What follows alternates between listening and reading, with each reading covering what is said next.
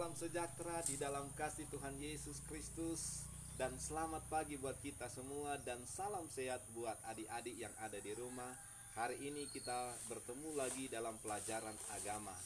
Dan baiklah adik-adik, sebelum kita lanjut, Bapak memberikan dulu kita kesempatan beberapa menit untuk menyediakan Alkitab kita yang ada di rumah. Dan sebelum lanjut kita akan membaca Alkitab.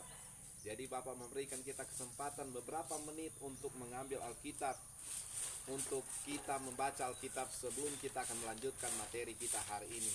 Dan baiklah adik-adik, kalau semua sudah menyediakan Alkitab, kita sama-sama akan membuka Alkitab kita yang terdapat di dalam Matius pasal yang ke-6 ayat yang ke-14 sampai ayat yang ke-15. Matius pasal yang ke-6 ayat yang ke-14 sampai ayat yang ke-15. Adik-adik yang ada di rumah silakan membaca. Dan inti pembacaan firman Tuhan di situ dikatakan, kalau kita mengampuni kesalahan orang lain, maka Bapa di surga akan mengampuni kesalahan kita, atau Tuhan akan mengampuni kesalahan kita. Tetapi kalau kita tidak bisa mengampuni kesalahan orang lain, maka Bapa di surga juga tidak akan mengampuni kesalahan kita, pelanggaran kita yang kita pernah lakukan. Oleh sebab itu adik-adik, dalam materi hari ini indahnya mengampuni, kita akan melihat ada beberapa langkah indahnya mengampuni di dalam kehidupan kita. Langkah yang pertama yang kita harus ambil, kita harus memahami arti pengampunan dan arti bagaimana kita bisa mengampuni orang lain. Ketika kita bisa mengampuni orang lain, maka kita melepaskan diri kita dari kebencian, kita melepaskan diri kita dari dendam, kita melepaskan diri kita dari amarah kepada orang lain.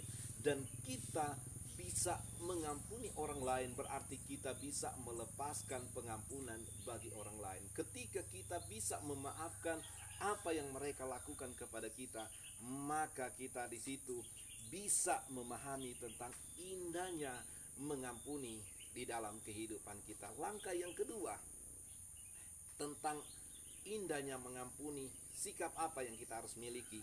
Kita harus bersikap tenang untuk menghadapi seseorang yang pernah menyakiti hati kita. Jangan kita cepat marah, jangan kita cepat emosi, tetapi kita harus bersikap anak-anak yang memiliki sikap yang tenang.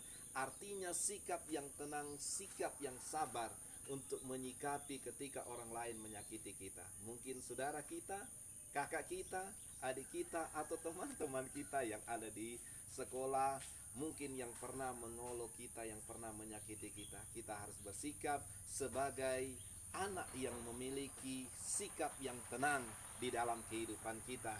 Itu artinya bahwa kita bisa mengampuni orang lain. Dan bagian yang ketiga, kita harus berhenti berbicara tentang yang buruk. Kita harus berhenti berbicara tentang hal-hal yang jelek. Kita harus berhenti berbicara hal-hal yang tidak baik bagi orang lain, supaya kita bisa memahami tentang arti indahnya mengampuni dalam kehidupan kita anak-anak. Dan bagian yang keempat yaitu kita harus minta kepada Tuhan. Kenapa kita harus minta kepada Tuhan? Karena kita manusia biasa. Kita merasa kadang-kadang Tuhan saya tidak mampu, Tuhan saya tidak kuat untuk bisa mengampuni orang yang pernah mengecewakan saya, orang yang pernah menyakiti saya. Tetapi lewat kita minta kepada Tuhan, bagaimana kita minta kepada Tuhan?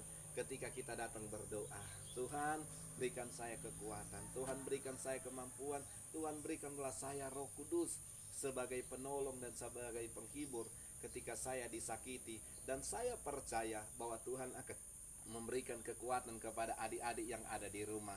Baiklah, hari ini adik-adik cukup sekian materi kita, dan mungkin kita akan bertemu pada minggu yang akan datang di materi pelajaran agama yang lain. Selamat pagi dan shalom.